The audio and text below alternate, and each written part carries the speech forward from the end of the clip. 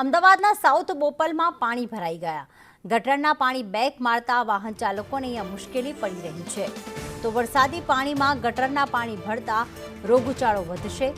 ઘણા વર્ષોથી પાણી ભરાતા હાલાકી પડી રહી છે. ત્યાંના સ્થાનિકો એવું કહી રહ્યા છે કે ગટરના પાણી બેક મારી રહ્યા છે. તંત્રને અનેક રજૂઆત છતાં નિરાકરણ નથી આવતું.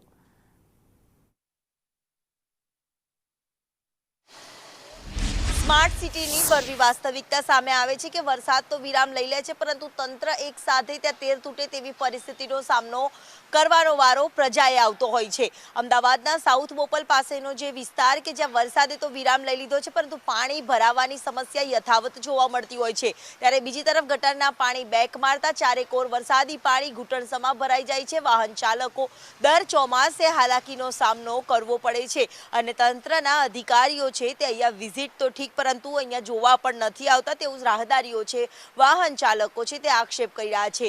અહીંયાથી અનેક વાહન ચાલકો પસાર તો થાય છે, પરંતુ આ પાણીમાં ગટરના પાણીમાં ક્યારેક બેક મારે છે તો ઘણી વખત હાલાકીનો સામનો પારાવાર કરવાનો વારો આવતો હોય છે. ઘૂંટણસમાં વરસાદી પાણી ભરાઈ જાય છે, તેમાં પણ ગટરના પાણી બેક મારતા સ્થાનિકો અને વાહન ચાલકોની મુશ્કેલીમાં સતત વધારો થઈ રહ્યો છે.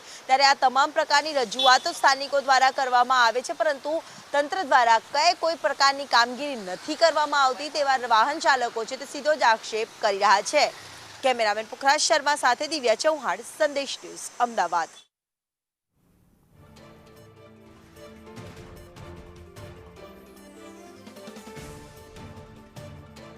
તો સાઉથ બોપલ વિસ્તારના દ્રશ્યો કે જેમાં વરસાદ તો રોકાઈ ગયો છે, પણ લોકોની મુશ્કેલીનો અંત નથી આવ્યો, કારણ કે અહીંયા ગટરના પાણી બેક મારતા દુકાનોની આગળ નદી અને જળાશય હોય તેવા પાણી ભરાયેલા જોવા મળી રહ્યા છે.